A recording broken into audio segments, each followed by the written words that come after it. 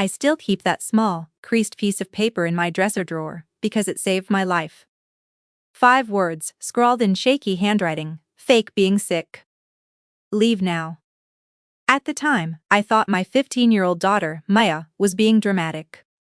I had no idea she'd just stumbled onto a plan that would tear apart everything I believed about the man I'd married.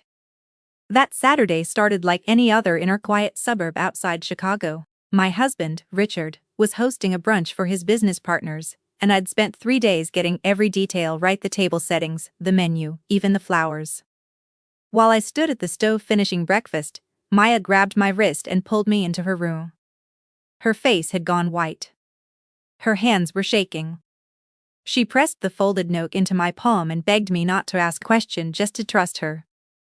Before she could say anything else, Richard's voice drifted down the hall. Then he appeared in the doorway, smiling like he always did. But something about that smile felt wrong, cold, almost. I didn't understand what was happening, but I trusted my daughter.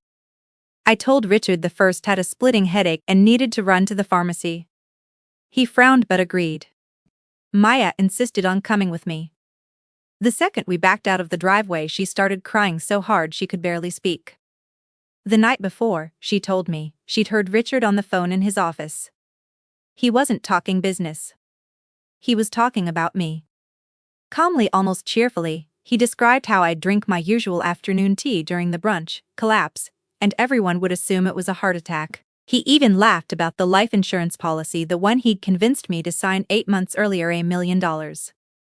That wasn't all.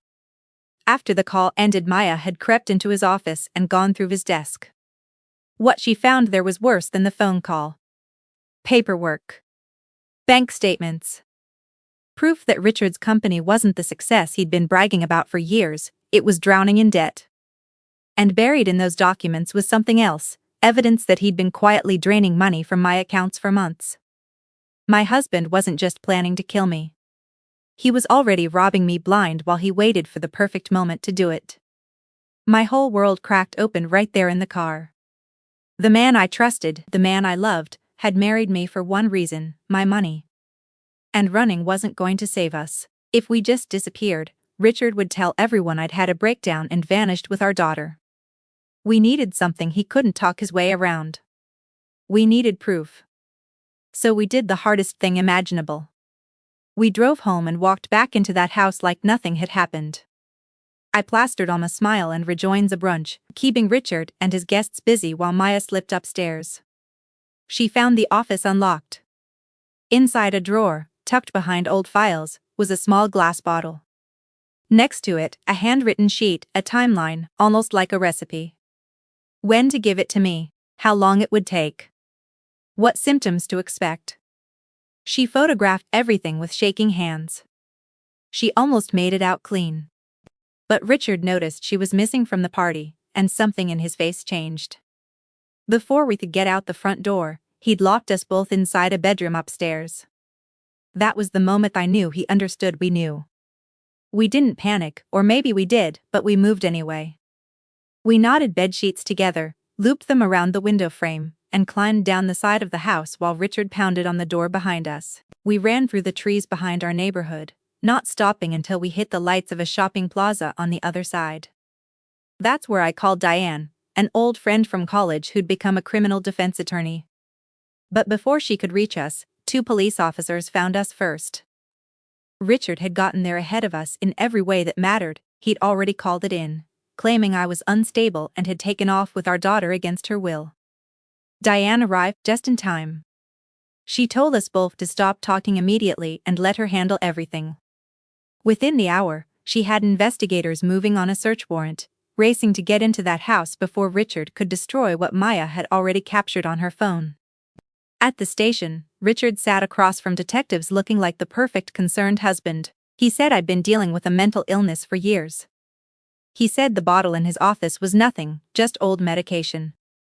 For a few unbearable minutes, I watched his story start to work on the people around us. Then the investigators came back from the house. The bottle tested positive for a lethal toxin. Worse, they found something planted in Maya's bedroom, a few careful drops of Richard's own blood, staged to make it look like I'd hurt my daughter, evidence meant to destroy me if his first plan somehow failed. And the financial records told the rest. My inheritance, quietly moved into accounts I'd never seen, waiting there while he counted down to collecting my life insurance. In one afternoon, the mask he'd worn for 11 years of marriage finally came off. That's when Richard finally broke. He lunged forward, screaming that he'd never loved me, not for one single day. That I'd only ever been a paycheck to him, a means to an end. Officers grabbed him before he could reach us, and they dragged him out still shouting. He was charged with attempted murder, fraud, and evidence tampering. But the investigation didn't stop there. Digging into his past, detectives found something that turned my stomach. Years before he met me, Richard had been married to another wealthy woman. She died suddenly, not long after their wedding, and at the time it had been ruled natural causes. New forensic testing told a different story. She'd been poisoned too. Richard was convicted on every count. He'll spend the rest of his life in prison. The months after were hard in a different way: therapy sessions, courtrooms, paperwork, the slow work of rebuilding something that had almost been taken from us entirely. Maya and I left that house behind and moved into someplace smaller, someplace quieter, where the silence finally started to feel like peace instead of fear. Watching my daughter through all of it taught me something I'll never forget: courage doesn't wait until you're older. Maya trusted what her gut was telling her in a moment when I couldn't see the truth in front of my own face. Her instincts, her quick thinking, saved both our lives. I still keep that note in my drawer. 5 words in a 15-year-old's shaky handwriting. Sometimes I unfold it just to remind myself, heroes don't always wear a badge or carry a weapon. Sometimes they're scared kids brave enough to speak up when something feels wrong, even when the person they're warning might not believe them at first. That one small act of courage gave us a second chance at life.